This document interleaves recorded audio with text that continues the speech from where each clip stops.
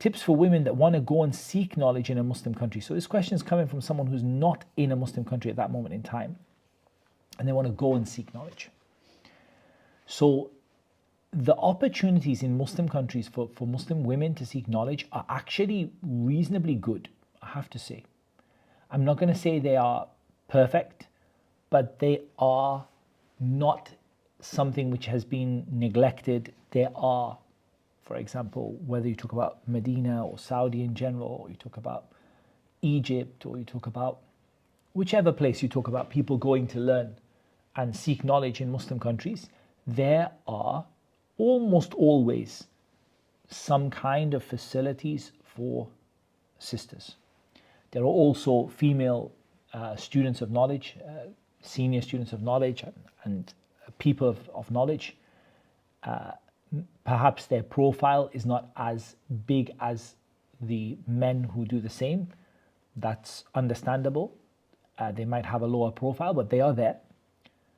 So there are options in terms of learning from women, and there are options of also in terms of learning from some of the male scholars through the facilities that are provided for women. And the question is related to going. So the question is, how does that sister go, and how does she go about that? So I think there are two aspects. One is going there. She needs a mahram to go, no doubt. And that means either having a mahram who is a talib ilm among her let's say her brother or her, and she has like an uncle or whatever who wants to facilitate that for her. Or more likely is that she looks to get married to someone who wants to facilitate that for her.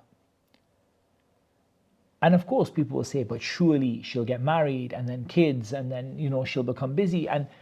But you know, that's life, right? Like that happens to most people. They get married, they have kids, and they get busy. But at least the desire is there, the goal is there, the dream is there that we're going to go and seek knowledge together. You know, if she goes and marries someone who's a student in one of the universities or is studying from some of the mashayikh, inshallah ta'ala, she will one way or the other be able to benefit, either directly from the sheikh, or either her husband goes and takes that knowledge and brings it back to her, and she studies from it. And the fact that she's living in that area close to the mashayikh and the institutes and so on means that she has also the ability to attend the programs they offer for women, even if it's not every day, depending on her family circumstances. The other thing that she does also have to consider is she has to consider her own personal safety when doing that. So she should look to go to a Muslim country that is safe, because there is no doubt that that is a consideration of a woman. It's consideration for men as well, but for a woman going out of her house and she's going to go and seek knowledge, that she needs to make sure that she's going to be safe. So she chooses a country that is safe, and either through marriage or either through her existing relatives, she looks for an opportunity. If she doesn't get that opportunity, then perhaps one of the best opportunities that she can take, bi'idhnillahi ta'ala, is for her to learn online. And many of our mashayikh, huge numbers now, have online classes, have videos posted online.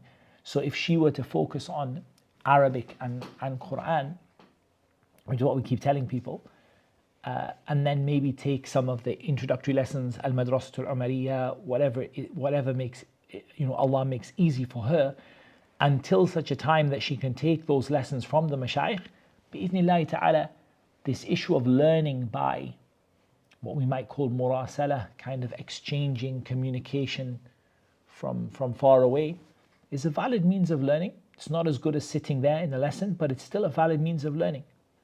And Allah Azza wa Jalla knows best.